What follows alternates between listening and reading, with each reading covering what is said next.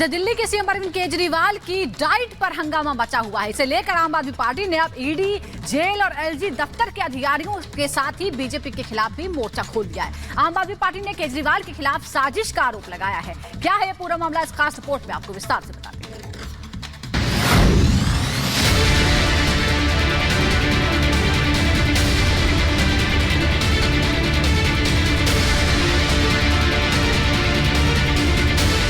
क्या ये एक साजिश हो रही है अरविंद केजरीवाल की जान पर हमला करने के लिए? सेहत में भी, शुगर लेवल में भी घोटाला करना है ताकि वो जेल से बाहर आ सके। दिल्ली सीएम अरविंद केजरीवाल तिहाड़ जेल में हैं, तो वहीं चुनावी मौसम में आम आदमी पार्टी को केजरीवाल की कमी खल रही है, क्योंकि चुनाव प्रचार के लिए वही स्टार चेहरे हैं, लेकिन मजबूरी ऐसी है कि कानूनी दांवपेच के आगे न अरविंद केजरीवाल कुछ कर पा रहे हैं, न ही आम आदमी पार्टी के दूसरे बड़े नेता। ये जरूर है कि केजरीवाल जेल की सलाखों से जल्द बाहर आना चाहते हैं।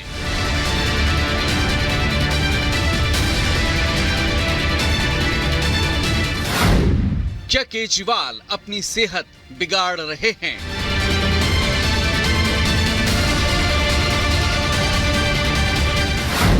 क्या जानबूझकर डाइट चार्ट से हटकर डाइट ले रहे हैं?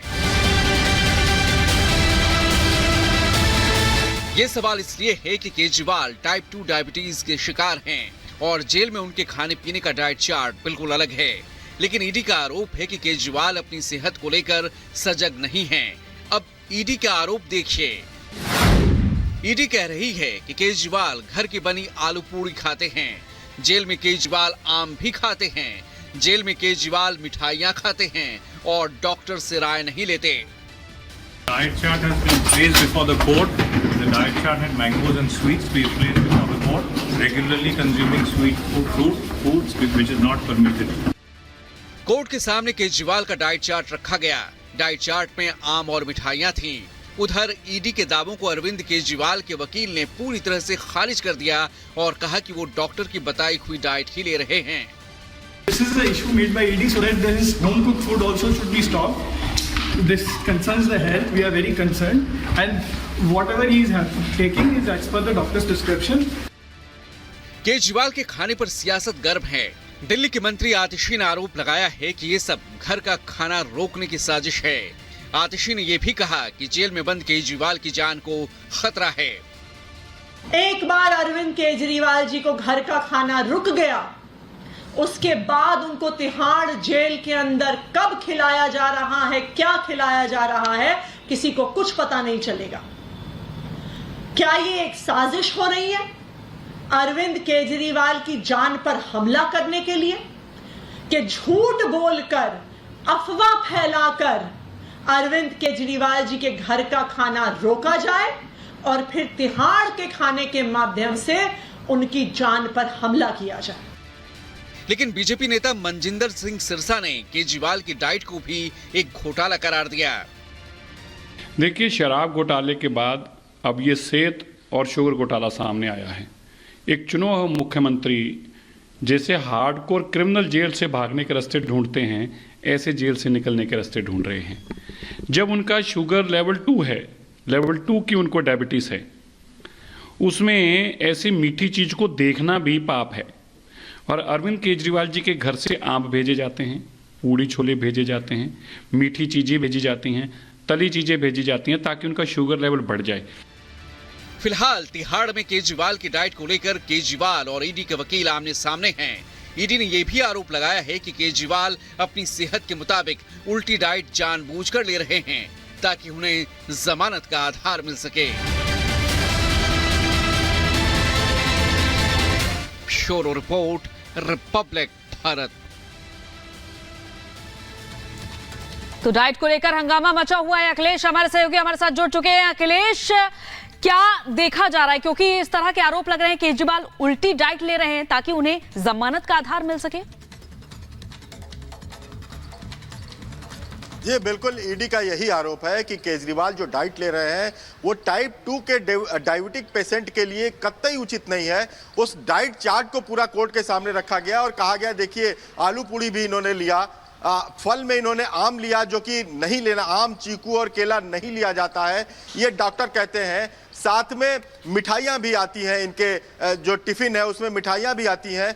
तो इस तरह से ये एक गंभीर आरोप लगा है। पूरा डाइट चार्ट उन्होंने रखा जो जेल में अब तक उन्हें 48 बार खाने भेजे गए थे, उस 48 बार खाने में किस किस तरह से मिठाइयाँ आई, पूड़ी आई और डाइट चार्ट पूरा रखा गया। उसके बाद ईडी का कहना था, ईडी की तरफ से सफाई पेश की गई कि जो पूड़ी और आलू पूड़ी की बात है वो नवरात्र का प्रसाद था, आम 48 बार में सिर्फ 3 बार आया है और मिठाइयाँ जो थी वो शुगर फ्री थी। इसलिए ये कहा जा रहा है, केजरीवाल की यही मांग है कि उनका जो पर्सनल डॉक्टर हैं उनसे हर रोज 15 मिनट वीडियो कॉन्फ्रेंसिंग के थ्रू बात कराने और सलाह लेने की इजाजत दी जाए। ये सारी चीजें तब शुरू हुई थी जब ये अदालत में इन्होंने अर्जी डाली थी और डाइट चार्ट जेल प्रशासन की तरफ से दिया गया। ईडी ने कहा कि इस तरह से शुगर लेवल बीच में बढ़ा था और अगर बढ़ता है तो मेडिकल ग्राउंड पे ये जमानत का आधार बनेगा और ये जमानत लेना चाहते हैं, ये ईडी ने आरोप लगाया था। लेकिन कोर्ट ने भी एक बड़ी सलाह दी है। कोर्ट ने दोनों पक्षों को सुनने के बाद फैसला सुरक्षित किया। सोमवार को फैसला आएगा, लेकिन कोर्ट ने भी संकेत दे दिया है कि एम्स के एक पैनल का वो गठन कर सकती है, जो पैनल उनकी पूरी चेकअप करने के बाद ये बताएगा कि कौन कौन सी डाइट्स इनको टाइप 2 के डायबिटीज को देना चाहिए जिससे कि इनका शुगर लेवल ना बढ़े और उस हिसाब से इनको खाना दिया जाए। तो ये सारा फैसला जो है वो सोमवार को आएगा। लेकिन जो बहस हुई वो काफी दिलचस्प थी देखने के लिए। बिल्कुल, और कहीं ना कहीं राजनीति भी उस पर कोर्ट के बाहर हुई अखिलेश। और सही आपने कहा कि जब डॉक्टर देखेंगे, क्योंकि डॉक्टर से जुड़ा हुआ मामला, हेल्थ से जुड़ा हुआ मामला है, तभी वो तय कर पाएंगे कि आखिर जो डाइट दी जा रही है वो सही है या नहीं, या फिर उन्हें क्या डाइट दी जानी चाहिए। बहुत बहुत शुक्रिया आपका पूरी जानकारी के लिए। और अब बात करते हैं कर्नाटक की, जहां पर लव जिहाद का आरोप फिर से एक बार लगा है। आपको बता दें कि हुबली में जिस तरह से हत्या की, उसके बाद से फिर एक बार लव जिहाद का जिन्न बाहर आ गया है। हुबली में लव जिहाद का दावा बीजेपी ने किया है। कर्नाटक में बीजेपी ने हल्ला बोला है इस पूरे मामले पर।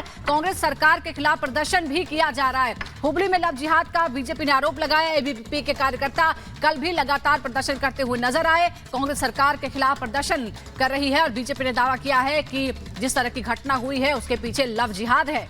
हुबली में जिस तरह से एक लड़की की चाकुओं से गोदकर हत्या कर दी गई थी, उस पर अब बीजेपी ने दावा किया है कि ये लव जिहाद है। तो चाकुओं से गोदकर हत्या की गई थी और इस मामले पर हमारे साथ अनामिका पांडे जुड़ चुकी है। अनामिका, इस तरह का मामला चौंकाने वाला सामने आया है कि कॉलेज में इस तरह चाकुओं से वार करके हत्या की गई है। आरोप ये लग रहा है लव जिहाद है। फिलहाल आप समझाइए कि पूरा मामला क्या है।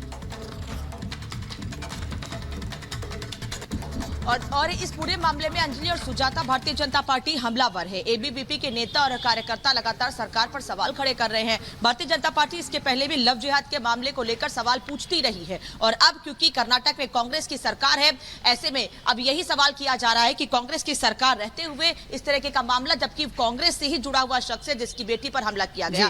परिवार का यह कहना है, उनके पिताजी ने जो बात की है मीडिया से, उनका यह कहना है कि उनकी बेटी हर रोज की तरह कॉलेज गई थी सुबह 8 बजे और वहां पर वो लड़का उसे प्रपोज करता है। लड़की जब मना कर देती है, वो साफ कहती है कि हमारा धर्म अलग है, हमारी जाति अलग है, हम साथ नहीं रह सकते हैं, जिस पर लड़का वो नाराज हो जाता है। उस पर चाकुओं से 5 से 6 बार हमला किया जाता है और परिवार के लोग ये भी कह रहे हैं कि इसके पहले भी ये लड़का उसे परेशान करता रहा है। लड़की जिसकी उम्र 23 साल बताई जा रही है, वो हुबली में ही कॉलेज में एमसीए की छात्रा थी और ये लड़का एमसीए ड्रॉप आउट था, ये बताया जा रहा है। और ये लगातार इसके पीछे पड़ा हुआ था कि वो उसके साथ आगे जाए, उसके साथ रिलेशन में आए, उसके साथ शादी करे, लेकिन लड़की ने साफ मना कर दिया, जिस बात से लड़का नाराज था और उसने कॉलेज कैंपस में ही चाकू लाकर लड़की पर 5 से 6 बार हमला किया। अब परिवार के लोग मुख्यमंत्री से, कांग्रेस से न्याय की गुहार लगा रहे हैं। हालांकि कर्नाटक के मुख्यमंत्री सिद्धारमैया ये कह रहे हैं कि लड़की के परिवार के साथ सहानुभूति है और इस पूरे मामले में जो जरूरी बिल्कुल सहानुभूति है, लेकिन न्याय कहां है, इस बात का इंतजार फिलहाल किया जा रहा है।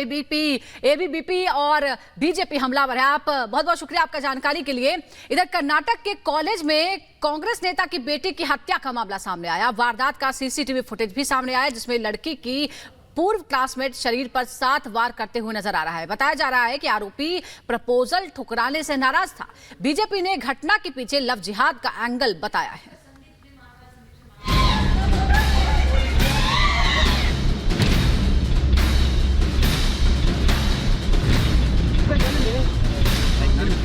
कर्नाटक में लव जिहाद,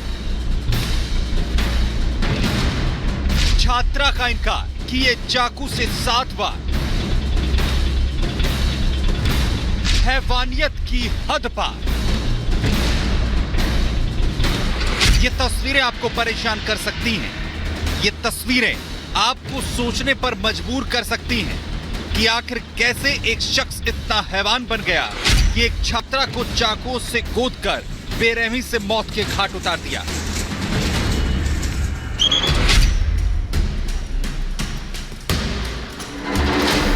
मृतक कॉलेज की छात्रा नेहा हिरमेट थी, जिसे आरोपी फयाज ने चाकुओं से कई वार कर इसलिए मौत के घाट उतार दिया क्योंकि उसने फयाज के प्रपोजल को रिजेक्ट कर दिया था। नेहा के इनकार से फयाज आग बबूला हो गया। उसने नेहा को मौत के घाट उतार दिया। आरोपी फयाज पहले नेहा से मिलने आया। कुछ देर उसने नेहा से बात की। फयाज ने नेहा को प्रपोज किया।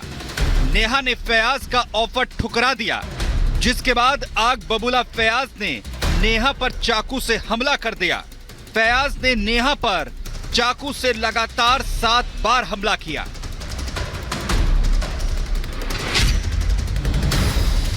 वहीं नेहा की मौत के बाद एक बार फिर से कर्नाटक